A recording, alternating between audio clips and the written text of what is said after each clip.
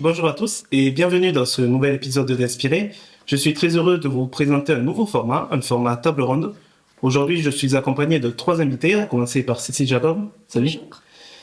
Tu es cadre dirigeante dans une société financière. Oui, Pierre Couture, tu diriges une boîte familiale dans la métallurgie. exactement. Et Christophe Florenti, tu as une entreprise de peinture, entreprise familiale aussi, qui comporte 170 salariés, il me semble. Oui, c'est ça. Première question que je pose à mes invités habituellement. Comment vous expliqueriez votre métier de manière ludique à un enfant de 5 ans? Commence par moi. Ouais.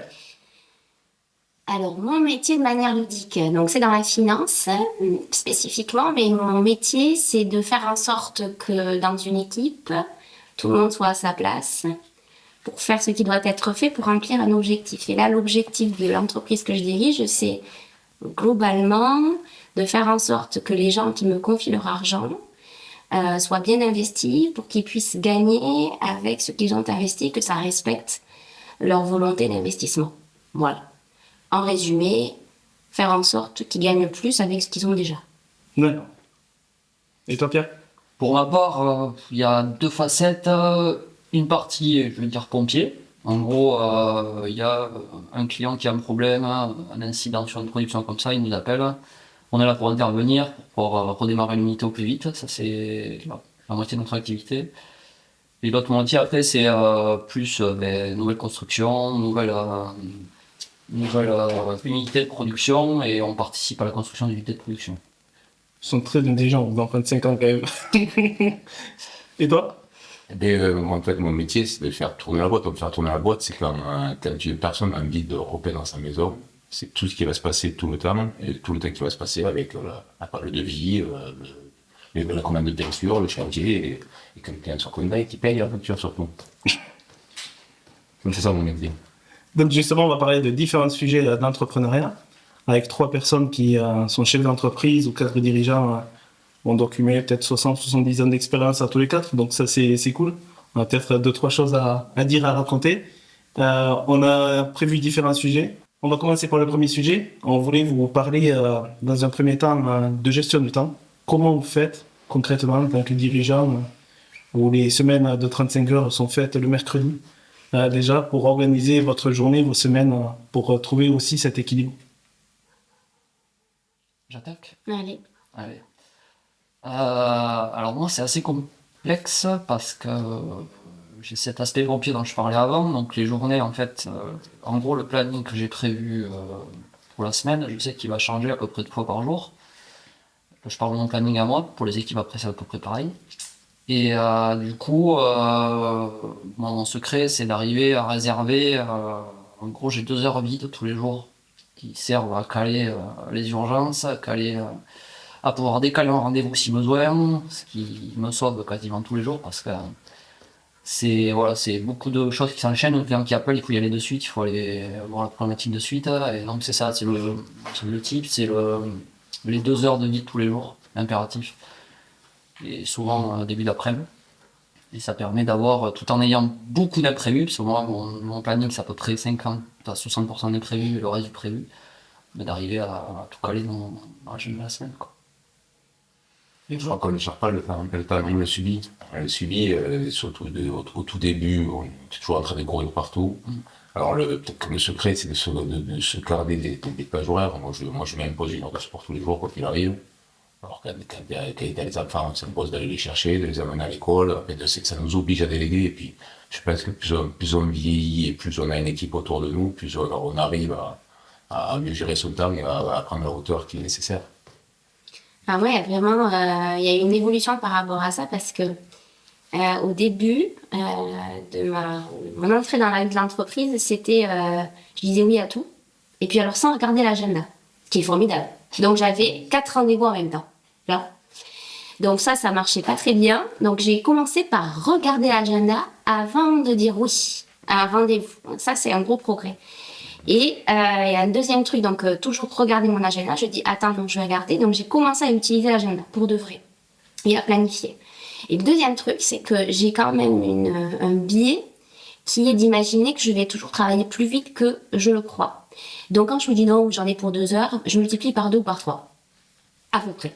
parce que j'ai remarqué que ça dure toujours beaucoup plus que ce qui me paraît. Et puis, quand je suis quelque part avec quelqu'un, j'ai du mal à passer au rendez-vous d'après parce que je suis tellement dans mon rendez-vous de manière présente que je déborde et j'arrive pas à me canaliser. Donc, finalement, c'est maîtrise de l'agenda, quoi. Passer par l'agenda et arriver à savoir... voilà, moi, je suis souvent en retard, donc je pars tout le temps... j'avais même mon moment, tu vois, j'avais même avancé mon heure sur le portable de 20 minutes. Donc, les gens voyaient l'heure sur mon portable d'été. Et putain, il a dit... Non, vous inquiétez pas, il est 10. C'est pour moi, c'était pour, tu vois, me permettre d'arriver à l'heure parce que... Voilà, donc... L'apprentissage, ça a été d'apprendre à connaître mes travers, finalement, pour essayer de mieux adapter. Mais je suis toujours pas satisfaite du tout, quoi. Donc la difficulté c'est que je trouve c'est au début quand tu veux tout faire, j'ai des moments où tu finis le soir, tu travailles la nuit, ça va pas quoi. Donc ça c'était plus possible quoi. Donc l'agenda. Ouais, mais je dirais l'agenda, ça veut dire savoir dire non. Ouais. Non, je dois pas être la demain. Vous venez demain, non, je peux pas faire la demain. Ouais, c'est Au dire non. début, c'est pas dire non. On va toujours caser un rendez-vous en plus, j'ai un petit plus. Ouais. Le plus dur, c'est d'accepter, je pense, que ça peut ne pas déranger de dire non. Ouais. C'est Et vrai. à partir du moment où on le fait une fois, deux fois, trois fois, et on s'aperçoit qu'en fait, bah oui, si on propose 3 jours après, ça passe. Des fois, ça passe pas, mais ils le disent, et enfin, ça permet aussi de juger la réurgence du truc, quoi. Et une fois qu'on l'a accepté, après, c'est beaucoup plus facile à gérer. Ouais. Et en plus de ça, tu as aussi le niveau d'urgence. Moi, je me suis raconté.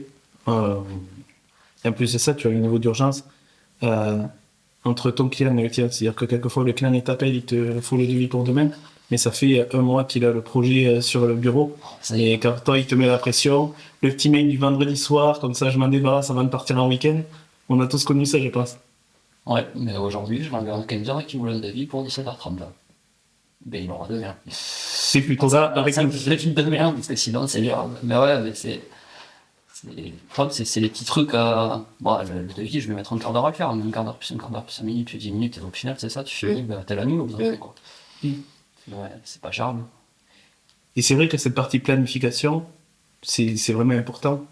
Aujourd'hui, maintenant avec l'expérience que l'on a, de pouvoir anticiper au maximum, se projeter et prendre, comme tu dis, des créneaux aussi de réserve que l'on sait pour gérer les imprévus. Il y a ça, mais il y a aussi le fait de... C'est difficile, hein. Enfin, bon, ça dépend comment tu aimes vivre de manière globale. Mais moi, j'aime pas planifier spécifiquement, quoi. Passer du temps à planifier, c'est chiant, en fait. Enfin, je trouve que l'exercice, c'est pas très agréable. Et puis, il y a une partie de moi, enfin, moi, je sais pas comment vous êtes, mais moi, j'aime bien quand ça bouge pas mal aussi. Donc, sans doute que je m'y complais un peu dans ce truc d'être débordée. Donc, et après, sauf qu'il y a un moment où, tiens, tu t'en peux plus, c'est trop. Ça déborde de partout, là.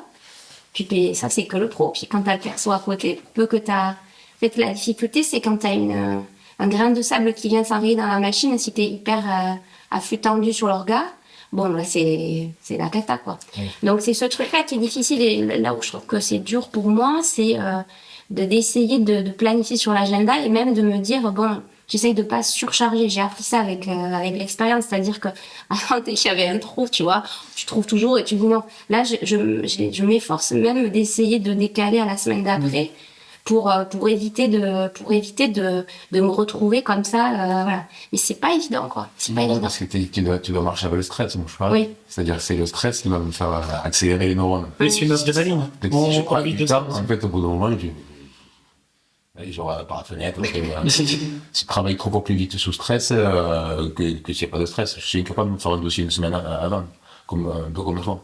Ouais, bien sûr. T'as pas eu, moi j'ai eu des cas où, donc moi j'ai 3 enfants. Et donc j'ai eu des cas où t'as une collaboratrice qui est malade, t'as une négociation qui doit absolument se boucler, et donc t'as ton fils qui a la gastro. Donc t'es en visio. Tu coupes ta caméra, ton fils est en train de dégueuler, ou tu vois, t'es aux toilettes, en train d'essayer, et là, toi, t'es nulle part, quoi, tu vois. T'es ni avec ton gosse, t'es ni avec ton client, t'es ni pour le boulot, tu sais plus où t'habites, et là, tu vois, c'est dans des moments comme ça, où je me suis dit, je veux plus, tu vois. Donc, l'autre moyen aussi du temps, c'est aussi d'arriver à avoir un backup et pouvoir te dire que si t'es pas là, bon, si ton fils est malade, tu vas pouvoir t'en occuper, quoi, parce que c'est ça aussi que la maîtrise de l'agenda, ça passe aussi sans doute par le fait d'avoir tes points pour déléguer, pour pouvoir, si vraiment t'es... Parce que bon manager, il a l'agenda vierge. On le dit. Ouais. Un bon manager, on dit ça. Et un bon patron, pour avoir de la hauteur, le matin, il faut ne rien avoir à faire. Ouais.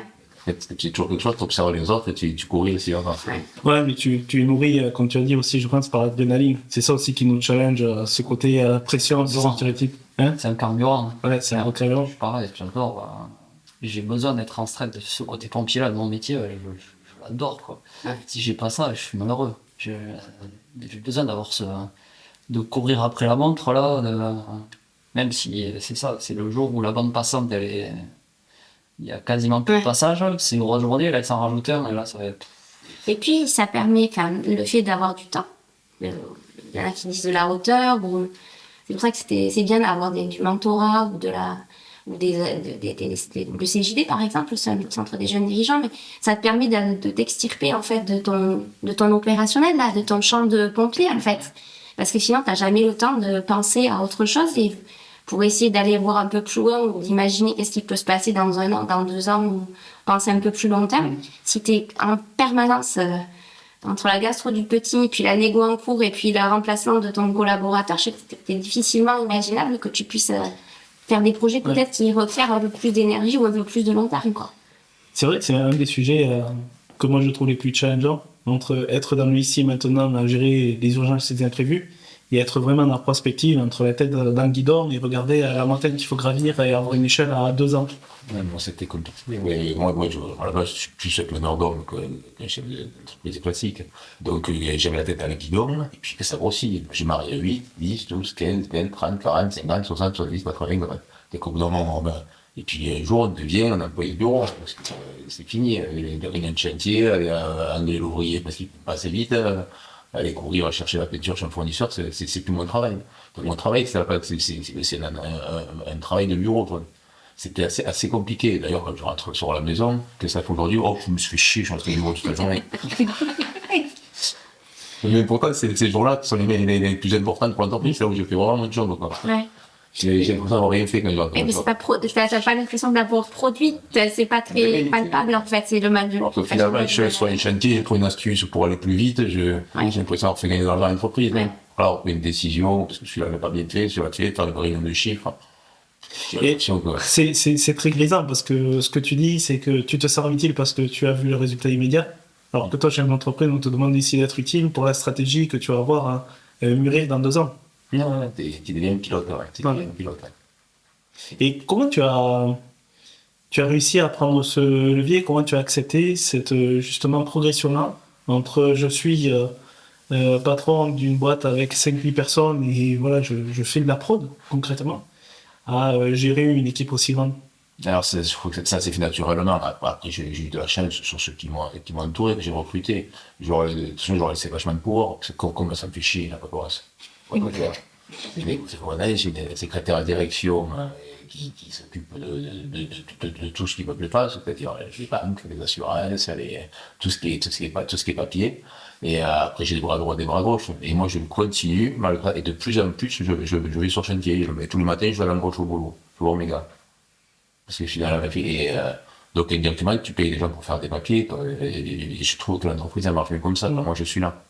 Et puis même par rapport à mes gars, d'avoir leur patron, ils ont une référence. Ils ont une référence, parce que la peinture, c'est un peu spécial, il n'y a pas de grand groupe en peinture. Chacun, le patron d'un petit peintre. C'est très, très rare les grosses boîtes de peinture. C'est intéressant ce que tu dis parce que ça enlève tout le type de fantasme que le dirigeant doit tout faire, tu sais. Il doit faire les papiers, la finance, le machin. Alors, en fait, toi, t'as été repéré ce pourquoi, a priori, tu te sentais bon. Et donc tu vas voir les gens, donc c'est ce qui fait tourner ta boîte, c'est la capacité à garder tes mecs, hein, parce que c'est ça probablement. Et tout le truc où tu sens que c'était pas ton kiff ou que c'était pas là où t'étais bon, t'as pris les gens, t'as fait confiance. Et c'est rare en fait, parce que souvent l'idée qu'on peut avoir, en tout cas moi ce que j'ai souvent entendu, c'est qu'en gros t'as l'impression que le dirigeant il doit tout faire en fait, y compris ce pourquoi il est pas bon. C'est quand même parce que c'est censé être en poste, tu sais. Mais surtout au début. Surtout au début, tu dois tout faire. Oui, au début, on peut tout faire. Je pense que tu as connu ça aussi. En fait, moi, je pense souvent des analogies avec le sport. Je suis commissionnaire d'une équipe, et nous, on a l'entraîneur. Et je me suis avec Arsène Wenger, à l'époque d'Arsenal, qui disait, moi, j'essaye de développer les qualités des joueurs. J'essaye pas de corriger leurs défauts. Parce que là, quand tu corriges des fois quelqu'un, tu fais ce qu'il n'aime pas et il s'épanouit pas. Donc, je sais qu'une fois sur LinkedIn, Edgar Piron, il avait un truc extraordinaire aussi là-dessus, qu'il a été champion olympique parce que il était très, très rapide, mais il était mauvais à un saut. Et donc, son entraîneur, pour qu'il gagne, il avait dit, tu vas aller encore plus vite, tu vas surtout moins bien. Il va plus vite, exploite tes qualités, comme il a explosé tout le monde, il s'est éclaté, puis il est devenu meilleur à le saut. Donc, exploitons nos qualités. Bon, en qualité, c'est pas l'écrire. Ouais, c'est l'expérience qui fait connaître nos points forts et là où il y a notre valeur ajoutée aussi. C'est vachement important, comment t'es entouré sur ces aspects. Nous, c'est un métier très technique. Moi, je suis concentré énormément sur la partie technique, la partie gestion. J'ai la chance d'être très bien entouré, on roule. On fait juste du contrôle. Les filles contrôlent ce que moi je fais, moi je contrôle ce qu'elles font. Mais après, voilà, ça roule. Nous, c'est une des forces de la boîte, c'est l'équipe qu'on entoure. Et que ce soit l'équipe technique des gars, ou nous, c'est ça aussi la philosophie, c'est qu'on développe les points forts. Et on met pas de côté les points faibles, parce qu'on a la culture de la polyvalence. Mais on travaille sur les points forts et on essaie d'avoir des complémentarités sur les points forts de chacun pour avoir une équipe la plus homogène possible et qu'on puisse répondre à plus de choses possibles. Mais l'équipe au bureau, c'est crucial, c'est clair, c'est crucial. Moi, c'est pareil, les papiers, j'ai pas le temps de les faire. Et c'est pas fun pour moi, j'aime pas ça. J'ai pas le temps de m'occuper de ça, c'est très chronophage quand même. Enfin, je vois à la fois passer 3 quarts d'heure au téléphone à France Télécom pour le contrat téléphonique. Oui, ça fera quelqu'un, je sais pas, qui a négocié le contrat téléphonique. Il y a plus de value, quoi. Et il y a rien. Value, c'est un temps terrible.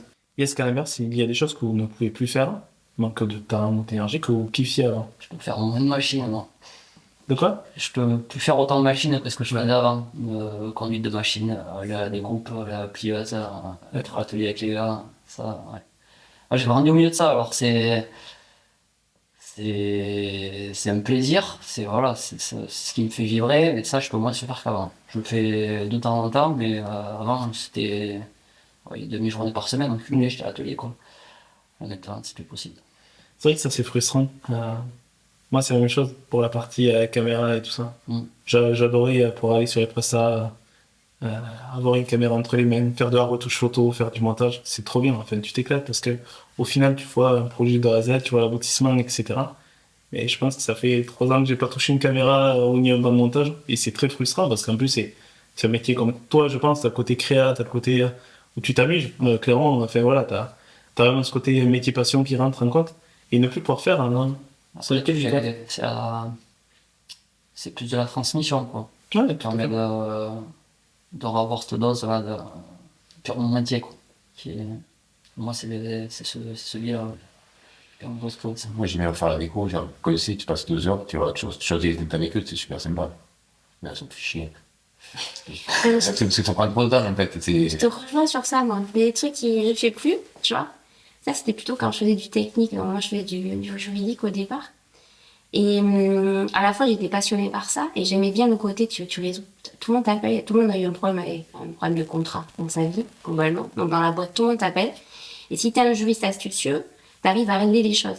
Et donc, plutôt que de te craindre, tu deviens un vrai support. Donc ça, c'était très satisfaisant. Et quand tu maîtrises bien ton domaine d'intervention, en fait, avec l'expérience et avec l'âge, tu deviens assez bon assez vite. Donc, tu as au secours d'un opérationnel qui t'appelle, tu vois, et puis ton téléphone sonne, et puis en fait, tu vois le truc, et très vite, tu sais comment ils vont faire pour régler le truc. Ce côté-là c'était hyper satisfaisant. Et puis après, au bout d'un moment, à la fois c'est très satisfaisant, et à la fois, j'avais ras-le-bol, parce que ça prend quand même du temps, t'en peux plus. Et c'est bizarre, parce qu'après, quand j'ai changé de fonction, et du coup, tu passes à une fonction de direction, t'as plus ce côté opérationnel. Donc, il y a une espèce de vide intersidéral où tu te dis, mais qu'est-ce que je vais faire, tu vois, un peu comme ça. Et en même temps, j'étais contente de plus avoir à me frapper les trucs, tu vois, parce que ça prend du temps. Donc, c'est ambivalent comme rapport à la question. Et à la fois, t'es contente de plus avoir à le faire et en même temps que ça te manque, quoi. C'était un peu comme ça. Ce côté-là était... Et le temps aussi d'apprendre à apprécier tes nouvelles fonctions où effectivement, t'as l'impression que tu passes ta journée à piloter. Donc, du contrôle de gestion, les chiffres, les datos, le reporting. Finalement, piloter, c'est pas toujours marrant. Ça s'appelle lunch. Tu dis, est-ce que t'as fait ça? Est-ce que t'as, en fait, c'est du contrôle. C'est, est-ce que t'as fait? Est-ce que t'as fait? Est-ce que t'as fait? Est-ce que t'as fait? Pourquoi tu l'as pas fait? Quel est le risque aussi? Je retrouve aussi beaucoup à ce poste-là. Quand je sais pas, moi, quand il y a le Covid, c'est là où je trouvais que notamment les rôles ils étaient importants. C'est-à-dire, à un moment, il faut prendre des décisions, tu vois. Prendre tes décisions. Et là, tu sens que t'es en plein cœur du réacteur, quoi. C'est ce côté-là qui était intéressant. Mais, pardon, on a dévié de sujet, du coup. Non. Non, c'est bon. Sur la partie, sur la partie métier, en fait, là, ce que j'adore, hein, ce poste-là, c'est la partie stratégique. Mon jeu, moi, c'est d'imaginer l'outil de production qu'on aura dans 10 ans, quoi. Et, j'ai la chance d'être dans un milieu où ça évolue à une vitesse folle. On connaît la robotisation, on connaît tous les ateliers se numérisent. On a un métier, on est passé de, il n'y a pas si longtemps, hein, il y a 25-30 ans, où le métier c'était taper sur la ferraille pour dresser, où aujourd'hui on a un tiers des machines qui sont commandées par ordinateur. Il faut toujours l'homme derrière parce que le savoir-faire il est hyper important. La machine va mieux accompagner l'opérateur, mais s'il n'y a pas le savoir-faire, la pièce sortira pas bonne. Mais ça permet, le travail est beaucoup plus ergonomique, il y a un gain de temps, il est moins, c'est beaucoup moins physique. Et l'atelier, je sais qu'il va encore évoluer dans les 10 ans à venir. On le voit aujourd'hui, tous les 2 ans, ça change. On a des robots qui arrivent de plus en plus. Et ce virage-là, ça, moi, j'adore. C'est quels investissements on fait, pourquoi on les fait, c'est quoi la boîte dans 10 ans, est-ce qu'il y a des boîtes, potentiellement, c'est plutôt robot. C'est-à-dire qu'il n'y a plus d'opérateurs dans l'atelier. Et puis, il y a des boîtes où c'est le robot, il est là pour accompagner, mais on reste sur la compétence. Et c'est des choix qui sont hyper stratégiques aujourd'hui parce que je pense que c'est ce qui va décider que dans 10 ans, les boîtes, elles vont survivre ou elles vont crever. Parce que il y a des facteurs, c'est des choix qui sont radicaux à faire parce que c'est des investissements qui sont énormes. Et une fois qu'on est parti dans un des choix, il faut s'y tenir, quoi. Et ça, moi, aujourd'hui, là, c'est ce qui m'anime, quoi. C'est vraiment ça. La boîte dans 10 ans, qu'est-ce que ce sera? Quel outil on aura? Comment ça fonctionnera? Quel type de compétences on aura? Le métier, il aura complètement changé, c'est sûr. Et finalement, l'innovation, c'est primordial. Ouais. Parce que moi, dans le métier, dans 10 ans, tu vas toujours avec un robot à 10 ans. Mais c'est pas dire. Ouais, c'est vrai. On y est sur un robot, là, on accompagne des entreprises partenaires. Ouais. C'est le robot qui paie tout seul, je pense que déjà il faut 150 000 euros tout seul pour l'instant. Il n'y a même pas dans tous les deux heures, donc c'est pas gagné. Paco, il s'appelle Paco, le robot. On les salue. Non, moi, on a du temps. Nous, aujourd'hui, moi, depuis 30 ans que je travaille, pratiquement, il n'y a pas eu d'innovation. C'est-à-dire, nous, il y a la peinture au pistolet et la girafe, c'est ce sort de bras qui pose, ce qui fait gagner du temps. Tout le reste, tous les produits sont sortis au bout d'un an, ils ont été mis dans un placard. Et toujours, il y aura besoin de la main-d'œuvre. C'est quasiment même le robot, parce que pour régler un robot, pour dire tenue, cette couleur, sur cette couleur, et puis il faut pas toucher les meubles qui autour. Il y aura, tu vois, alors, tu parlais d'ergonomie. Est-ce que tu peux avoir quand même une aide qui est faite sur l'homme, comme on parle des exosquelettes? Alors, les exosquelettes, on commence à l'essayer pour les plafonds. C'est-à-dire que le geste répétitif, il faut vraiment avoir un geste répétitif et qui est traumatisant. Donc, le fait qu'il se traumatise ici. Donc, ça commence. Le problème de la peinture, c'est ça salit et ça encrasse tout. C'est-à-dire que votre robot ergonomique, les exosquelettes, la peinture qui va tomber dessus, rien que pour la nettoyer.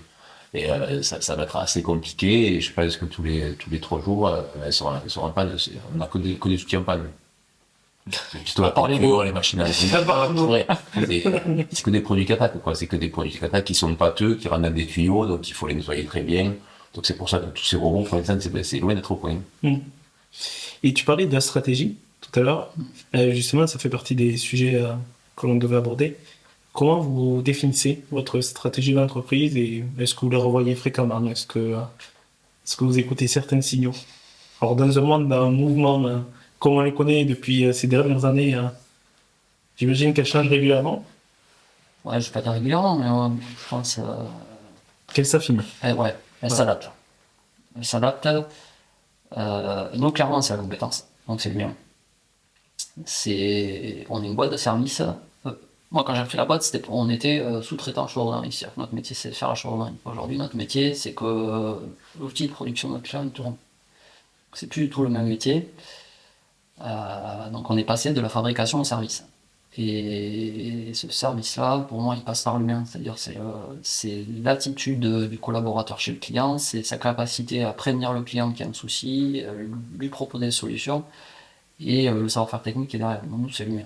Pour moi, l'avenir, c'est l'humain. Je parlais des robots tout à l'heure, parce que, en fait, ça va être chez nous, la stratégie sera une complémentarité. On aura peut-être plus de robotique en atelier pour faciliter la production et encore plus d'humains sur le terrain, parce que plus ça va, et moins il y a de compétences sur le terrain, et c'est là où aujourd'hui, c'est là où on fait la différence. Et ça va pas leur arranger. Enfin, on a vraiment pour moi une différenciation à faire de ce côté-là. Mais quand tu dis stratégie, du coup, là, tu veux dire que t'as écrit une stratégie, t'as fait comment? Tu l'as pensé tout seul, tu l'as partagé, tu l'as imaginé? Expérimenté. Tu l'as expérimenté de toi-même à ton entreprise, Ouais. comme ça? Tout seul. T'as pris... Quand j'ai repris la boîte, donc je m'étais dit, on est capable d'aller faire des travaux sur site chez les clients. Et en fait, bon, ça a été un travail de à peu près 2 ans. On a commencé à travailler chez les clients, à faire des chantiers au début des tout petits sauts, parce qu'au début on n'y allait pas chez les clients, on travaillait pour les boîtes qui allaient chez les clients. Et donc l'idée, c'était, on n'est pas plus bête que les autres, la compétence sur la vente, on est capable d'aller directement chez eux. Et ça prend un peu de temps parce qu'il a fallu faire, mais c'est pas une culture de boîte, c'est pas, tu bosses plus chez toi tout le temps, voilà, tout ça, ça évolue. Et donc j'ai essayé de partir sur ce chemin-là en me disant, quand je me suis dit, potentiellement là, c'est un axe de développement. Donc tu l'as senti? Ouais, j'ai senti par rapport D'accord. en analysant le marché, je me suis dit, voilà, là, en fait, nous, la problématique qu'on avait avant, c'est que notre marché était comme ça. Donc l'année, on avait des périodes, il y avait des périodes, on manquait de boulot, et en fait, on dépendait de nos clients qui étaient sous-traitants des grosses boîtes. Et si jamais les grosses boîtes ne donnaient pas trop de boulot, ben, nos clients à nous, ils le gardaient, ce boulot-là, ils ne nous le donnaient pas à nous. Et donc, on a sécurisé l'idée, c'était de sécuriser la charge de travail sur l'année. Oui. Et donc, ça a pris 5 ans, où on est monté du coup d'un étage. Et puis après, on a diversifié le nombre de clients, on a diversifié les secteurs d'activité, donc on s'est retrouvé avec, nous, ce qui est important dans notre métier, c'est les arrêts techniques chez les clients, ça on donne beaucoup de boulot. On s'est retrouvé d'avoir 2 arrêts techniques dans l'année, on en avait 9, et puis qui suivaient, donc on se retrouvait avec des taux de charge beaucoup plus réguliers. Et cette stratégie-là, je pense que plus ça va aller, plus elle va être impactante pour les clients, parce qu'on est de moins en moins nombreux pour faire le travail. Et donc celui qui est capable de répondre avec la compétence, c'est sûr qu'il aura, au moins pour les 15 ans à venir, c'est sûr qu'il aura nous.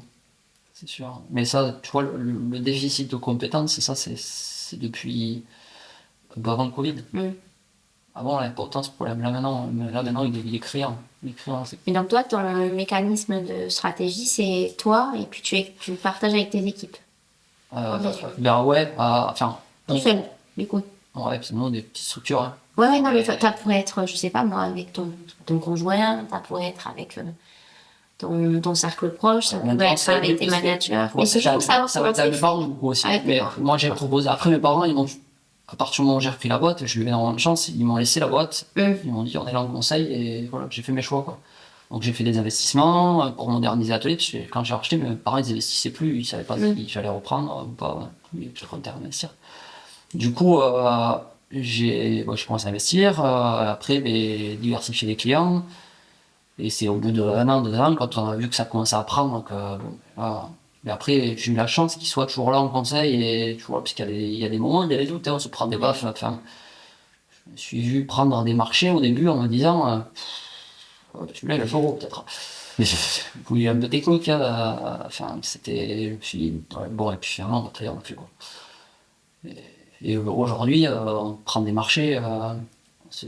Nous, on fait pas de série, on fait des choses des fois qu'on n'a pas fait. On a fait des choses similaires, mais c'est pas la même chose. C'est très technique, donc il faut aller chercher les normes, savoir comment ça se fait, qu'est-ce qu'il faut apporter en plus pour pouvoir le réaliser. Ça, c'est un plaisir. C'est beaucoup de sur mesure, c'est sûr. C'est cool. Finalement, tu ne fais pas la stratégie, mais finalement, dans la ville, même sur les clients, je crois, Alors, c'est quoi la tienne?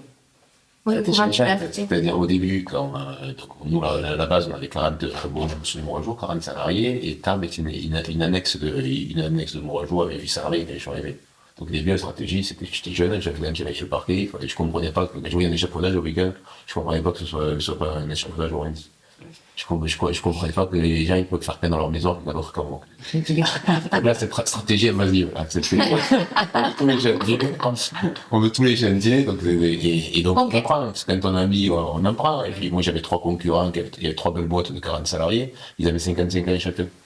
Moi, j'arrivais, 21 ans, les mecs qui arrivaient le parquet, je suis une annexe, donc pas les problèmes financiers de création, de banque, de trésorerie, de boîtes qui marchaient. Donc là, c'était cette stratégie, vas-y, il fallait gagner les chantiers, là. Donc, puis une fois puisque finalement, une fois qu'on a gagné la guerre, hein, c'est vraiment entre guillemets la guerre, c'est pas le bon, mais une fois qu'on est en haut, là, on est la plus grosse boîte du sud-ouest, en fait, avec la stratégie, ça change, parce que, et puis l'époque change. Maintenant, avant, quand je chopais les chantiers, t'appelais des boîtes d'intérim, t'appelais des salariés, tu cherchais des sous-traitants, il y avait plein de gens qui voulaient travailler. Maintenant, on peut avoir la même stratégie, parce que si on prend trop de chantiers, on trouve pas de salariés pour le faire. Donc finalement, on est dans une pérennisation, ou plutôt maintenant on essaye de prendre à l'expérience, prendre les chantiers qu'il faut pour bien les faire et pour donner une bonne image de l'entreprise. Oui. Puis finalement, la stratégie, ça a été... Moi, je me pense que j'ai une stratégie parce qu'on nous oblige, des fois, une boîte à faire des rapports de gestion. À la fin de l'année, on écrit, on lit dans tout le monde. Et donc, il y a quelque chose. Qu'est-ce que je vais leur dire? Qu'est-ce que je vais leur dire à tous ces gens de leur cravate? Et donc, pour leur dire quelque chose, et tu réfléchis à ce que tu as fait. Et tu t'aperçois que tu as une stratégie. C'est ouvrir pour il y a 15 ans, ouvrir Bayonne il y a 5-6 ans. On va sur des marchés différents, ou en plus, par rapport à Tarbes, Pau, c'est une ville un peu plus riche, hein. Bayonne, c'est une ville encore plus riche, donc finalement, il y a des marchés peut-être plus lucratifs. Hein. Donc la stratégie, elle est là aujourd'hui.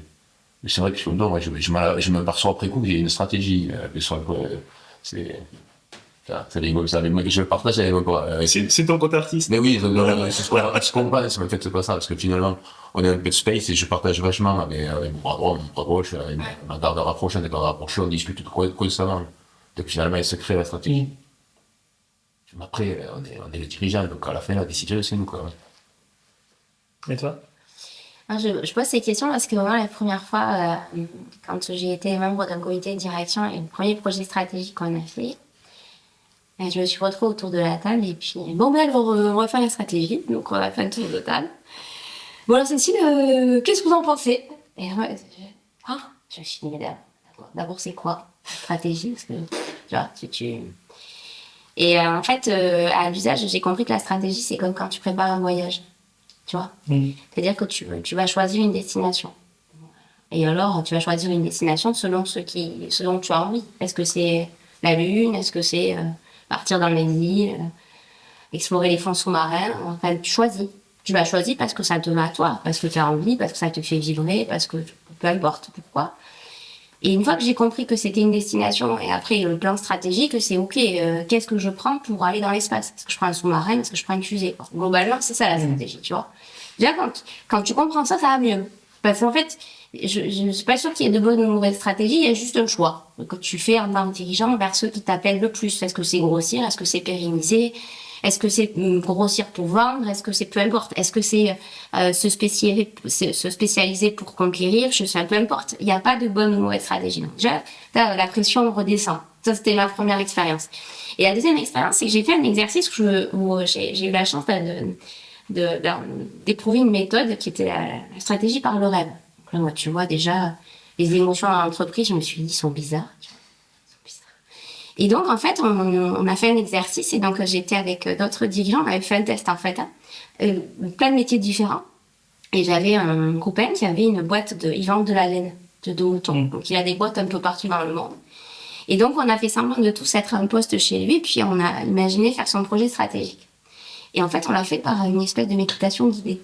On s'est vu dans 40 ans, là. Faire de la visualisation. Voilà, visualisation, mais tu ris. Mais non, mais moi, je me suis mis à la tête de sa boîte, faire du développement, et on te l'a sorti en une matinée. C'est par les émotions et par le rêve. Parce qu'en fait, comme tu es dans le rêve, il n'y a pas de, tu sais, pas bridé, quoi.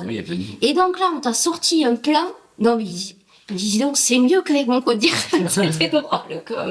C'était drôle parce que tu vois, je m'étais jamais dit que, tu vois, en passant par le rêve, ben t'arrives à aller chercher des trucs que et du coup c'est plus agréable quoi. C'est moins chiant que de se dire en transpirant est-ce que j'ai la bonne ou la mauvaise décision parce que du coup tu vas loin. Et après, une fois que tu sais à peu près où tu veux aller, tu reviens à 10 ans, à 5 ans, à 3 ans, et paf, paf, paf, t'arrives à ton rêve. Et en fait, ça a été démontré que quand tu fais ça, t'as une croissance beaucoup plus vertigineuse, si je puis dire, ou prépondérante qu'une autre boîte, parce que comme t'as imaginé très grand, bah en fait, du coup, tu es obligé de mettre, tu vois, au service de ton rêve, quoi. Voilà. Et donc, en fait, c'est pour ça que je pose cette question, parce que du coup, j'ai pratiqué ça dans les boîtes et c'est un super exercice. Et c'est un super exercice avec les collaborateurs aussi. Au départ, ils sont là. Faut pas leur dire que c'est la stratégie parce qu'ils transpirent. Tu parles de stratégie, ils se disent, tu sais, ça a l'impression que c'est un mot compliqué. Donc, tu dis que tu vas te projeter dans un rêve, voilà. Et puis là, c'est étonnant. J'ai trouvé ça très, et j'ai adoré ces moments-là parce que tu découvres des choses chez les gens qui t'accompagnent dans la gestion de l'entreprise qui sont intéressantes, que ça autorise pas mal de trucs. Et du coup, après, tout le monde a envie de s'approprier le projet t'échappe un peu parce que là, tu te retrouves à avoir des trucs, bon, il va falloir arriver à l'objectif, mais c'est hyper, en tout cas, ça emmène pas mal les gens. Et après, ça n'empêche que à la fin, tu préviens que c'est toi qui vas quand même arbitrer si oui ou non tu vas aller là plutôt que là. Mais en tout cas, ça donne une idée pour aller imaginer une stratégie que ça soit pas juste un truc chiant devant des cravatés, quoi. Si je puis dire. Après, comme exemple, vous avez pris une boîte internationale, donc c'est plus facile de rêver. Non, mais tu sais. De faire rêver avec une maison. Ah oui, je l'ai fait avec le nettoyage. Par rapport à ça, hein. Ouais. Sur les centreurs, et on a des postes en fait où c'est très répétitif. Un centreur, son boulot, c'est de poser une barre dans la machine, puis centrer la barre, et puis sortir, et puis barre suivante, et voilà. Et c'est du coup, garder pendant un bon centreur, c'est 5 à 10 ans pour qu'il soit formé, quoi. Donc c'est du temps, il faut qu'il reste, voilà. Et en fait, le truc qu'on a, c'est que le centreur, quand il bosse, la barre qu'il est en train de faire, il sait pour quel bâtiment il va être, il sait où, et selon les projets, il sait à quel endroit il va être posé. On a fait des centres pour la Canopée à Paris, pour le stade à Bordeaux, pour le stade à Lyon. Donc le gars, il sait qu'il centre le truc qui va être à l'entrée dans la gare Châtelet-Léal à Paris. Et l'implication, c'est pas du tout la même, quoi. C'est pas du tout la même, mais c'est la fierté d'avoir fait ça, la fierté de pouvoir partager le projet après, et ça l'intègre au-delà de l'aspect de centrer une barre. Non, c'est plus grave. Il a participé au projet à Canopée, quoi. Et ça nous, enfin, je pense que ça joue dans le fait d'arriver à garder vraiment les gens impliqués dans le métier et puis motivés dans le métier, quoi, parce qu'il y a des fois, c'est pas simple. Ouais, ça fait penser à une histoire de. Je sais pas si tu as entendu cette histoire de. C'est un journaliste qui va sur un chantier et puis il interview. Il y a des maçons. Et donc, il y a un premier maçon et il a l'air de. Il est là avec sa brouette et puis son ciment. Et puis, tu lui dis, c'est quoi ton métier? Ben là, tu vois bien, je pousse une boîte. Voilà, je dois venir au chantier, je pousse une boîte. Puis il y a un qui siffle. Et qui est content, là, qui machin. Qu'est-ce que tu fais? Ben, je participe à la construction de la cathédrale. Voilà quoi. Ça fait toute la différence. Il y a ça, ouais. Voilà. Ouais. En étant. Oui, c'est une question de perception, mais par rapport à ce que tu disais, sur les boîtes internationales ça marche, mais moi je l'ai fait. Ce côté, alors, j'ai pas été à 40 ans, mais. C'est pas ça, je crois que tu fais la caméra aujourd'hui. Mais on n'est pas aussi nombreux et j'ai pas fait à 40 ans. Mais par contre, j'ai fait à 10 ans. Tu vois, et je me suis posé la question, qu'est-ce que j'ai envie de faire déjà, ce qui m'anime vraiment, et comment on y va, etc. Et surtout, quelles sont les tendances, ces choses-là. C'est vrai qu'on est dans un métier où on va de plus en plus sur le digital. On n'est encore qu'à l'émergence. Il y a encore beaucoup de choses qui vont se passer là-dessus. Le podcast, c'est un exemple. Il y a 5 ans, c'était vachement bien là aux États-Unis. Là, c'est de plus en plus émergent en France. Et les statistiques ont encore monté. Je crois que c'est 30% de plus d'écoute l'année dernière par rapport à Amazon, etc. Et en fait, la question, j'ai mis au projet au centre, qu'est-ce qui m'anime vraiment? Et Moi, c'est aider les gens, en fait. Aider les gens et pouvoir participer à leur développement, que ce soit leur potentiel, que ce soit leur savoir-faire, que ce soit leur produit, etc. Mais aussi, je me suis pas oublié et je me suis dit que je voulais kiffer ce que je fais et prendre du plaisir à ce que je faisais. Et comme j'ai plus le plaisir de tenir une caméra, il fallait que je me trouve d'autres plaisirs, tu vois, sur lesquels j'avais une valeur ajoutée, où j'allais prendre vraiment ce côté challenge et ce côté cool. Et donc, faire des podcasts, animer des conférences, continuer à mettre en avant et en lumière des personnes, ça j'aime. Et t'avais ça à 10 ans, tu vois la caméra? Ou t'avais déjà des... Non, non, non, là, j'ai revu la stratégie il y a un an et demi. Un an et demi, 2 ans. Voilà, voilà. J'essaie de le faire tous les ans. De faire tous les ans. Là. C'est bien, mec, tu fais le métier dont tu rêves. Je fais le métier, je tends à faire le métier voilà. Et kiffer en fait. Et alors, c'est pas toujours simple, il faut pas. Voilà. En entrepreneuriat, on sait commencer et on va aussi un peu déconstruire les mythes aussi, mais par contre, c'est sur le long terme, vraiment aimer ce que tu fais et avoir cette flamme qu'on a tous, quoi. Et puis c'est sûr qu'après, quand t'es connecté à ça, là, au truc qui te fait vibrer, quand t'es là en train de galérer parce qu'il te manque des trucs, etc., tu peux te souvenir pourquoi tu le fais, parce que t'as fixé le but, quoi, disons. Donc, j'imagine que c'est comme dans le sport où quand t'es athlète et que tu dois je sais pas, je pense aux nageurs de la piscine là, qui font des bornes et des bornes tous les matins. Non, des matins, c'est pour les Jeux Olympiques, quoi. Ouais. Tu vois, pour le, mais c'est cet ordre-là, quoi, si on peut comparer, mais.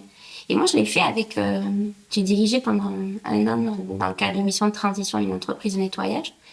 Et on avait fait ce projet avec les collaborateurs et les chefs d'équipe. Et on était, je sais pas quoi, 14. Et ils étaient un peu apeurés parce que jamais on les avait associés à ce genre d'exercice. Et ça a révélé un truc de fou, quoi. C'était chouette. Et c'était très changeant selon les gens qui étaient sur le terrain. Tu vois, les rêves n'étaient pas les mêmes pour ceux qui étaient sur le terrain. Ou le dirigeant qui, lui, avait des objectifs chiffrés, tu vois, avec je veux devenir comme ceci, je veux occuper cela. Il y avait une mission de territoire, parce que c'est pas les mêmes enjeux. Et au final, quand tu arrives à mélanger tout ça, c'était pas mal. Et ça a donné une énergie, ça avait fait émerger pas mal de trucs. C'était combien de temps, ça? Je l'ai fait, alors j'ai fait ça en 2021, j'ai fait un an là-bas. Oui. Non, parce que c'était évident, c'était pas, il m'a regardé, ça, depuis 3-4 ans, on le dit, voilà, des copines, on demande à tout le monde de son avis, alors que finalement, on a des gestions, c'est standard, on va dire, c'est Ouais. très Les standards. vertical, après l'article, le patron décide. Bon, après, non, Mais c'est presque normal des fois, parce qu'au début, quand on commence, la difficulté est là, quand on commence, quand ça marche, tout le monde nous dit vous êtes super fort, vous êtes super gros. Donc, au bout d'un moment, on pense qu'on n'a jamais tort. Ouais. Donc, finalement, d'écouter les autres, c'est compliqué au départ. Oui, puis après, il faut avoir envie de l'animer, tu vois. Parce que tu peux, moi, ce que j'observe aussi chez les différentes entreprises que j'ai pu rencontrer, c'est que tu as des dirigeants qui sont OK avec le fait de décider seuls et ça leur va très bien. Donc, si tu t'obliges à faire un truc qui te parle pas, généralement, ça marche pas. T'as une distorsion t'as envie d'essayer de faire du collectif alors que finalement, t'es plus à l'aise avec la décision qui est seule, avec les avantages et les inconvénients que ça a. Là, c'était intéressant aussi parce que il y avait cette notion de pénurie de recrutement dans ces milieux-là, que mais toi aussi d'ailleurs, où du coup, t'arrivais à attirer les gens parce que t'allais chercher, on leur dit, OK, mais qu'est-ce qui selon vous manque à l'entreprise pour faire en sorte que les gens aient envie de venir? Et en fait, c'est de cet exercice-là où on a mis en place des choses parce que on était complètement à côté. Tu vois. Et c'est les gens qui savent faire le mieux, c'est ceux qui sont sur le terrain, quoi, en tout cas, sur certains sujets. Donc ça, c'était intéressant aussi. Et puis, rien n'empêche de travailler à titre personnel et après d'embarquer ses équipes aussi, si t'es pas à l'aise avec. Oui, pas de près. Donc, voir un billet. Oui, moi, je demande de plus en plus conseil. Alors, finalement, c'est paradoxal, parce que plus on a de compétences et d'expérience, plus on a tendance à demander des conseils aux autres pour écouter les autres. Les gens ne t'écoutent personne. C'est vrai. Fausse. Ça marche ou pas, d'ailleurs. Tu te plains, tout ça marche. Alors, quand tu fais partie de ceux qui ont marché, à un moment donné, parce que t'as mis où ça marche moins bien quand même. Oui. Donc, tu arrives à te poser, te dire, finalement, tout n'est pas facile. Finalement, ce qui est important dans le chef d'entreprise, c'est son premier échec. C'est l'apprentissage. Il y a un capacité. C'est un peu comme le casino, au début, quand j'ai du débutant, ça marche toujours, puis les jours, ça marche pas. Et là, il faut savoir rebondir. Il faut savoir rebondir. Comment tu prends tes conseils? Comment je prends mes conseils? C'est une anecdote là-dessus? Sur mes conseils, d'un moment. D'audit, de conseil, de cabinet de conseil? Alors, c'est une expression que j'ai inventée. Le compliqué de la classe, c'est quand il y avait un banquier qui venait, un assureur, ou un cabinet d'audit qui prend beaucoup d'argent, il signait de suite le contrat. Parce qu'il n'avait pas fait d'études. Donc il idéalisait les gens qui arrivaient, qui avaient fait des études et qui étaient très bien habillés. Donc, on a eu beaucoup de cabinets de conseil qui nous ont suivis, qui avaient tous les 2-3 ans, qui ont fait des trucs très bien, des terrains de bord, ils nous ont expliqué plein de choses. Et donc, ça s'est arrêté il y a 7-8 ans. Après une mauvaise année, on les a fait venir, on avait dépassé on était plus de 100 employés, et ils m'ont expliqué comment il fallait que je gère ma boîte. Et en gros, ils m'ont expliqué ce qu'il fallait que je devienne. Et finalement, ce qu'il fallait que je devienne, c'était pas moi. Donc, mon anecdote avec un cabinet de conseil, c'est qu'au bout de 3 jours, j'ai payé les 5 jours et je l'ai foutu dehors. Et donc, je suis devenu encore plus moi, et finalement, ça a encore plus marché. Alors, ça marchait beaucoup. J'ai pris le virage de l'isolation par l'extérieur, c'était il y a 10 ans. Alors, nous, on a une éthique, on fait tout avec nos ouvriers. On fait tout avec nos ouvriers, et finalement, l'isolation par l'extérieur, sont arrivés des Roumains très qualifiés, avec un système de magouille, de bois d'intérim qui transformait les heures prix au mètre carré en heures. Donc finalement, pour être au prix du marché, c'était un plein boom, il fallait travailler avec eux. Sinon, si on travaillait avec nos ouvriers, qui en plus au début n'étaient pas très rapides, on bouffait de l'argent. Donc j'ai pris mon gros chantier. Quand le jour on décide de s'y mettre, on dit c'est quoi le prix du marché? Ah bon, le 120 €, c'est passé à 80 €. Bon, si tu arrives, on va y arriver, donc on est plus fort. Donc on paye 80 € pendant un mois. 6 mois après, on a tous les chantiers à faire. Donc je me souviens, j'avais rentré 12 000 m² d'isolation par l'extérieur. 80 €, j'ai pas descendu bête normalement, et là ça m'a coûté 140 €. 10 000 fois 60, voilà la perte qu'il y a eu en 5 mois, donc 5 mois. Donc là, on réfléchit, on dit merde, il y a un problème. Donc on fait venir ce cabinet d'audit, et puis on se pose. Et là, il nous dit qu'on n'est pas bon, vu qu'on pense qu'on est les meilleurs, déjà c'est compliqué à le prendre sur la tête, donc déjà le premier jour, on nous les a jetés par la fenêtre, donc on se retient parce qu'il faut l'écouter, parce qu'on a fait l'effort, on a fait l'effort, puis on a payé cher, donc finalement on en revient seul, quand on paye cher, on écoute plus les gens. Et puis au bout d'un moment, voilà, on comprend, parce que mine de rien, même si au bout de 3 jours, je l'ai foutu dehors en disant, vous essayez de me rendre ce que je ne suis pas, tout ce qu'il m'a dit d'autre que ça, c'était quand même, après ça travaille, parce que la nuit, c'est une partie quelques nuits, on dort pas bien, et puis ça ressasse, et puis on chope de son expérience, et puis on prend un coup sur la tête, ça me fait du bien, parce que des fois on a tout qui gonfle un peu quand même au début, quand tout marche, et puis on repart. Et puis on a fini, moi j'étais à moins de 500 000, sur une dernière gestion, au 31 mai, ils m'ont fait 500 000 €. Et je dis, on finira l'année à 0, on a fini l'année à 0, on a regagné ces 5 000 € derrière. Mais là, c'est fini, on va plus au sport, le matin, on y va à 5 h du matin, on travaille. Là, c'était la fierté qu'il fallait pas que je fasse une année en perdant de l'argent. Et ce côté résilient du chef d'entreprise qui est très prenant quand même. Voilà, dans le résilience, il y a ce que je trouve intéressant dans ce que tu racontes. Toujours pareil, en le voyant dans les organisations, parce que je fais de l'investissement, donc dans les boîtes dans lesquelles on a pu investir. Ce qui est compliqué, c'est que tu as envie de croire en ton projet quand tu es dirigeant de boîte, tu vois, et que tu veux développer ta boîte. Puis il y a la réalité de la gestion, tu vois, la brutalité de la réalité. Donc tu te dis que tu vas aller sur un business, tu vas le développer, etc., etc. Et puis en fait, tu n'as pas suffisamment blindé la partie rentabilité, la partie combien ça me coûte, etc. Donc t'as pas assez baqué ton truc. Mais c'est normal, c'est dans le développement, t'es tout fou, ça va marcher. Biais de confiance, tu vois.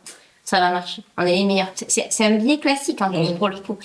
Et ce que je trouve intéressant, c'est que quand même, t'as vu, et rapidement, alors je sais pas si c'est toi ou si c'est ton père, mais le fait de faire venir quelqu'un d'extérieur, c'est douloureux, mais ça veut dire aussi que tu acceptes de voir la totalité des faits en face. T'es prêt à l'entendre. C'était prêt à l'entendre. Et ce que j'observe, moi, chez les dirigeants, dont certains j'ai pu rencontrer, c'est que c'est incroyable. Ils te racontent leur histoire, tu vois. C'est là, ça m'est arrivé une fois dans un avion.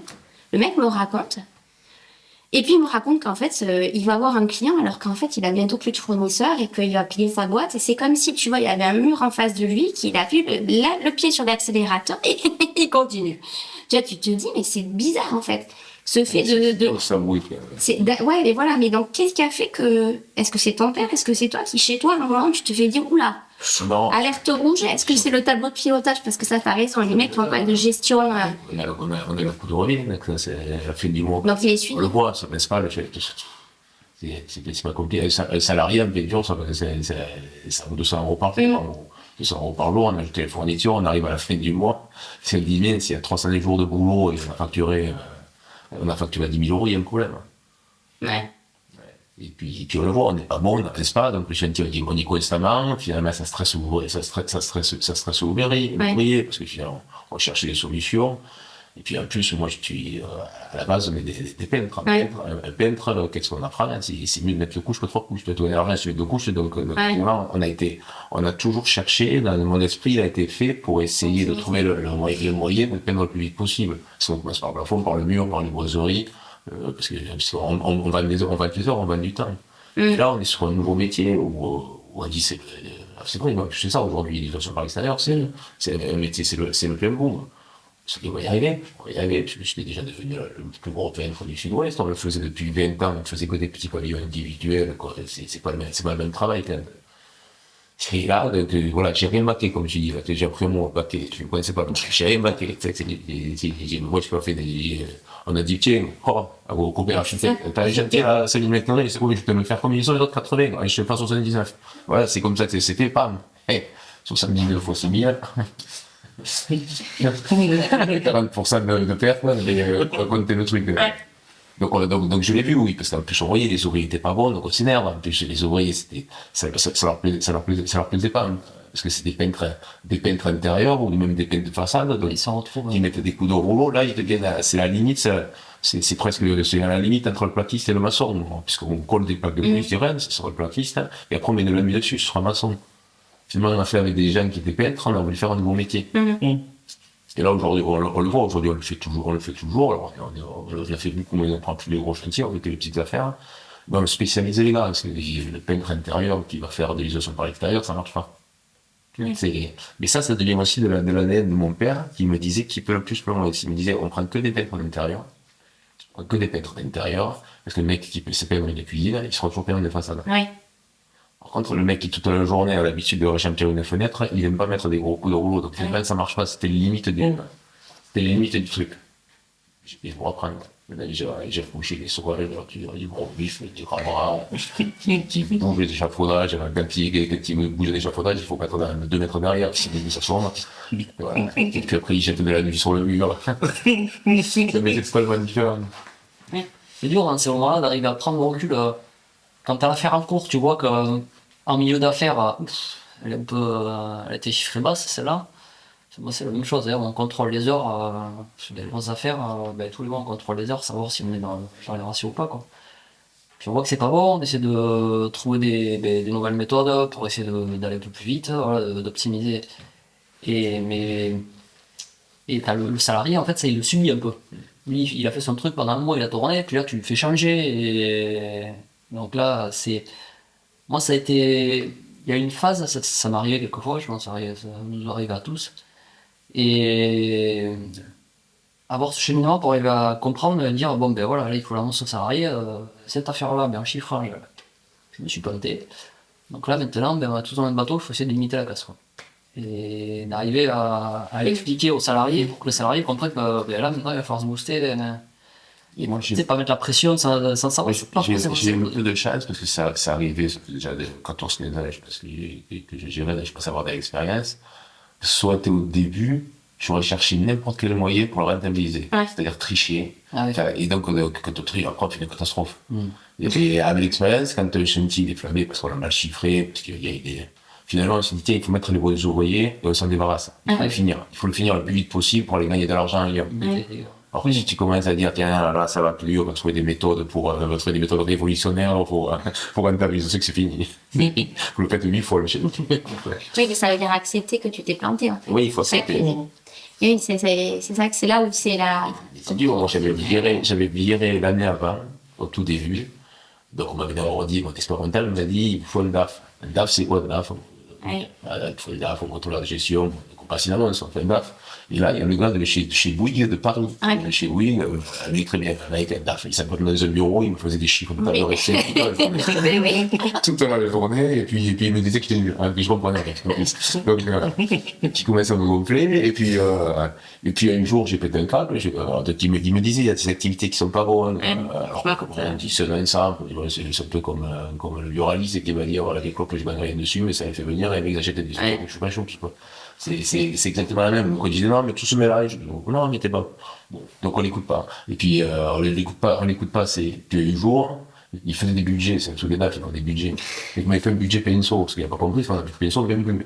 Il y a plus de pinceau. Des fois il fait pour il y a plus de pinceau. Il y a plus de budget pinceau. Il comprend avec quoi il avait les pieds. On rentre à Paris puis il ne parle plus. Mais en gros, il y a un mec pendant 3-4 mois que j'ai payé très cher pour me dire que je faisais que des conneries. Donc, ça fait quand même réfléchir. Donc, on a laissé Martin l'apprentissage. C'est véridique, le pinceau, c'est véridique. Il n'y a plus de pinceau. Bon, ok, on rentre à la maison. Oui, c'est difficile de trouver, dans ton métier, c'est difficile de trouver quelqu'un qui à la fois va avoir ce regard de contrôle de gestion qui peut t'amener à améliorer le truc, tout en perdant pas de vue, qui a un objectif, c'est quand même de peindre. Donc à un moment, tu vois, c'est ça. Les économies de bout de chandelle Oui. coûtent le triple, parce que c'est des trucs, ça me rendait chier. La boîte où j'étais avant de reprendre, c'était ça.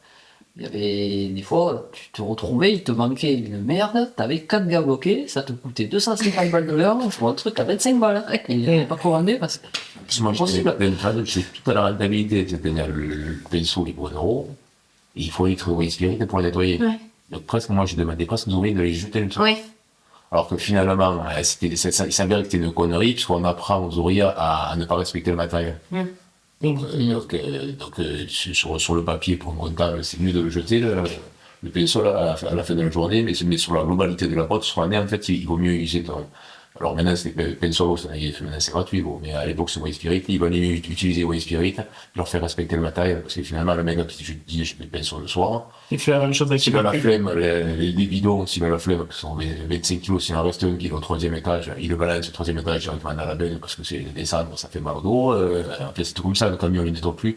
Mais on donne un mauvais signe, Oui, il y a ça aussi. Ce qui n'est pas forcément économique, mais qui a d'autres conséquences, en fait. Ah, je déconne, parce que d'ailleurs, on peut plus faire respecter quand on demande aux gens de le téléphone. Tu parlais de transmission tout à l'heure, avec la particularité, dans certains postes, c'est 5 à 10 ans d'apprentissage, enfin de fonction pour être vraiment bon dans le métier. Comment tu gères cela au jour le jour et dans cette vision très court terme d'un côté et à long terme? c'est pas simple à gérer. Je sais que j'ai des postes critiques, j'ai des postes en tension. Là, franchement, il n'y a pas de recette miracle. Faut essayer jusqu'à ce que ça marche, quoi. Et c'est long. C'est long, ça. On est face à. Ouais, il y a clairement un aspect générationnel parce que aujourd'hui, se dire mon métier, je vais le connaître au bout de 5 ans ou être vraiment bon au bout de 10 ans, il y en a beaucoup, ils pensent que c'est trop long. Mais il y en a, il accepte. Il y en a, faut pas dire qu'il y a que ça. Il y en a, il accepte très bien.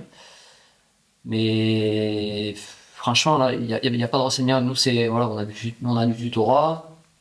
On a, moi, ma boîte, j'ai les gars, c'est mon équipe de rugby, quoi. On a cet aspect-là de très famille, très, quand ils ont une merde, ils appellent, ils savent qu'il y a toujours quelqu'un qui va répondre, qui va s'occuper du problème, s'ils sont sur chantier à l'atelier, que ça va être régulièrement suivant, qu'ils vont pas rester.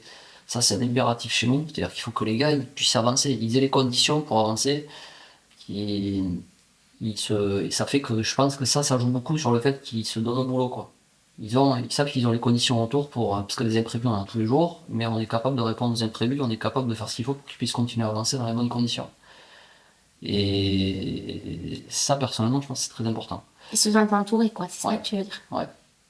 Et même après, si c'est des problématiques perso, ils ont besoin de demi-journée, on s'arrange et je me retrouve avec des équipes qui ont envie, qui se donnent, qui sont impliquées.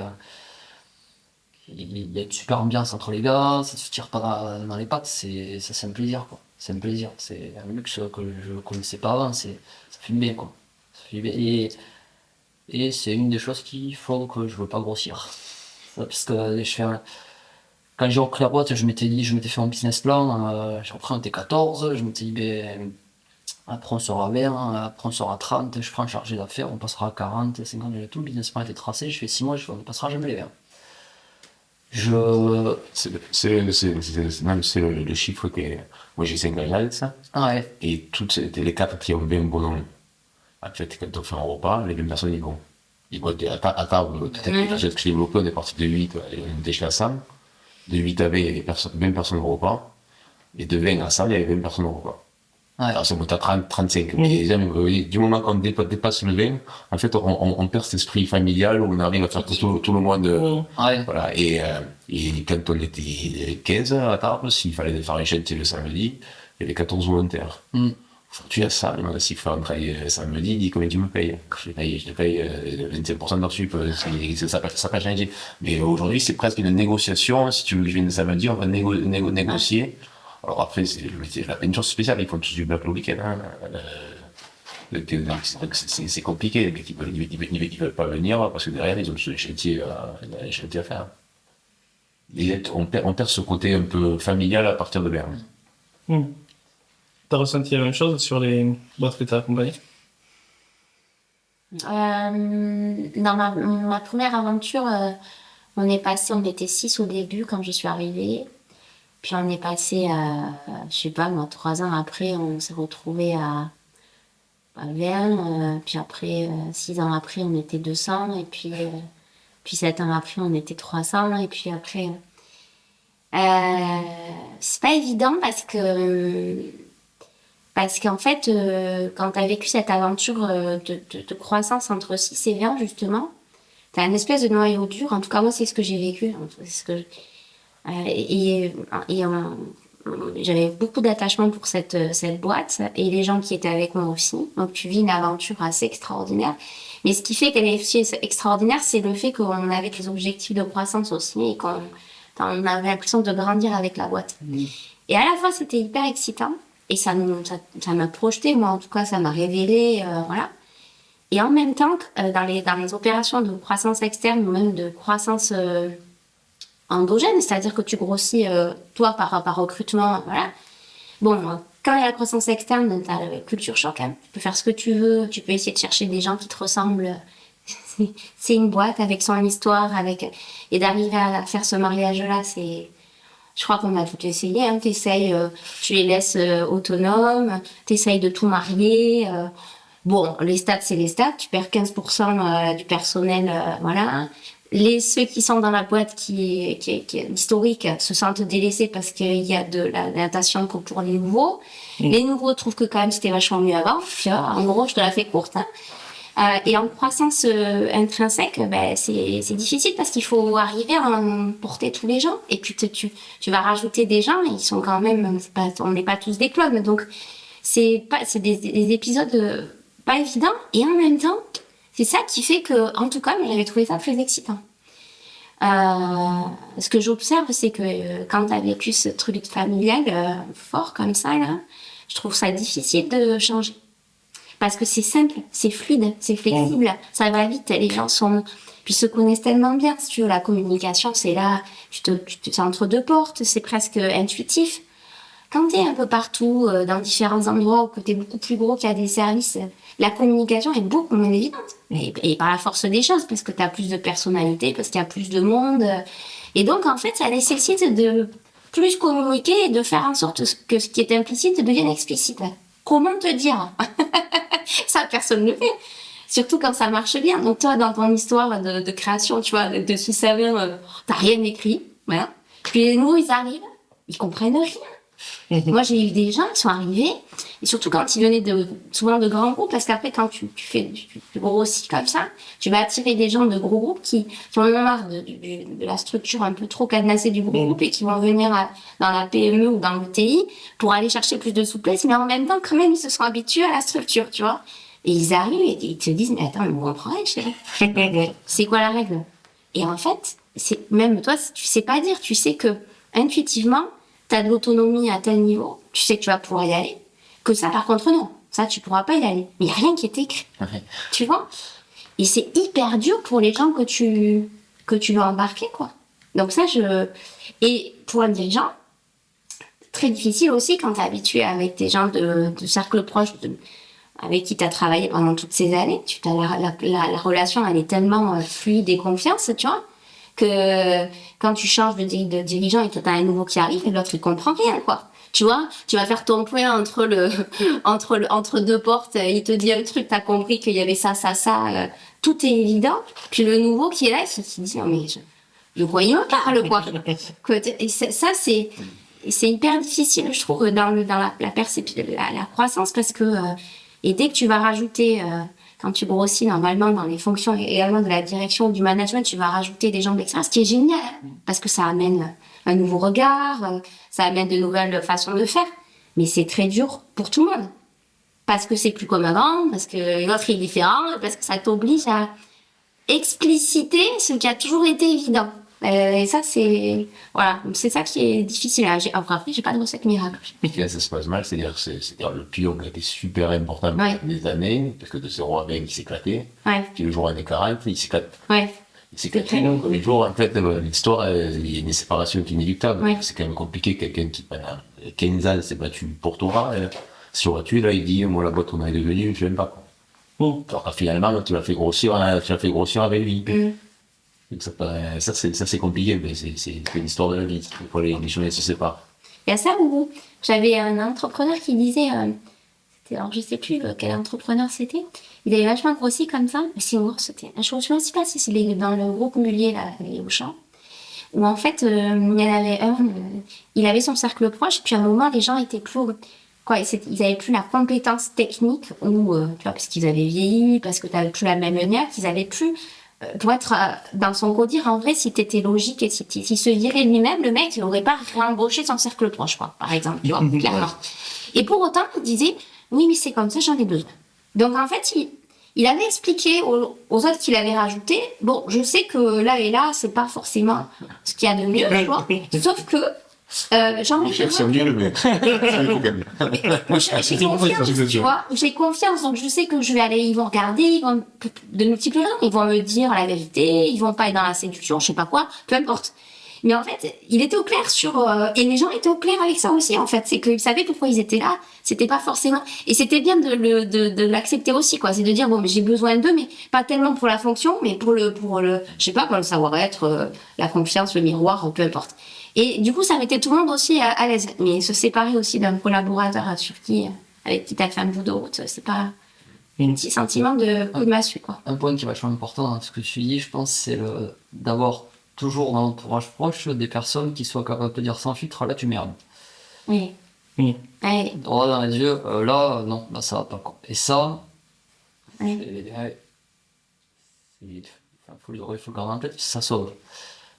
Ça sauve. Mais est-ce que tu le dis à tes collaborateurs proches? Parce que moi, je me suis autorisée à le faire à partir du moment où on m'a dit, mais je vous paye pour me dire ce que je n'ai pas envie d'entendre. C'est pour ça que vous êtes payé. Ah oui, d'accord, ok, j'ai bien compris. Je vais vous le dire. Puis moi je travaille en famille, alors. Oui, alors en plus. Oui, en famille, on se le dit. Et tu vois, moi, j'aurais cru presque le contraire. Qu'en plus, avec la famille, tu avais le filtre familial avec. Ah, c'est dur parce que tu reprends la boîte des parents. Il y a l'âge. Moi, si mes parents de m'avoir des fois me dire attention. Ah oui, c'est vachement important. Ouais.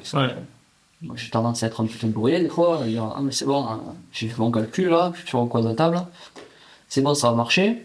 Et puis je vous calcule l'investissement, allez, c'est bon, ça va le faire. Et puis après, là j'ai mes garde-fous. Alors bon, maintenant du coup je me fais un peu auto-garde-fou avec expérience, mais ma mère elle était prendre comme ça. Dire, attends, ok c'est calculé, on va vérifier. Ouais, challenge. Check, ouais, voilà. Ouais. Et si le marché casse la gueule, et si, est-ce que vraiment il y a un marché derrière, c'est qui est client, si le marché casse la gueule, on calcule, du coup, il y a des investissements, c'est pas fait. Ouais. C'est vrai que ça rejoint ce côté isolement, quand même, du dirigeant que tu peux avoir. Oui. On en parle un peu, mais. Les décisions, au bout d'un moment, quand elles sont importantes, t'as pas le droit d'avoir des bras à gauche, mais tout le monde baisse la tête.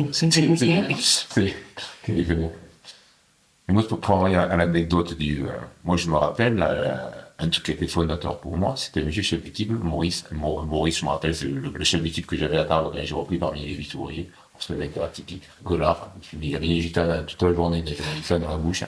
Il gueulait après les ouvriers. Par contre, il était super consciencieux. Le matin, il se réveillait à 5h du matin, il passait sur le chantier. Il se disait que je vais faire le chantier. Le mec extraordinaire. Et donc, quand je suis en croissance, donc j'embauche les jeunes avec plein de potentiel, un nouveau chouchou, parce qu'on a toujours des chouchous, là. Le nouveau est toujours mieux que l'ancien. Et un jeune qui a fait de gaz, et puis je passe sur le chantier, mais le jeune merdeux. Et comme souvent, il est très bon, ils sont un peu merdeux. C'était même Mbappé de la peinture.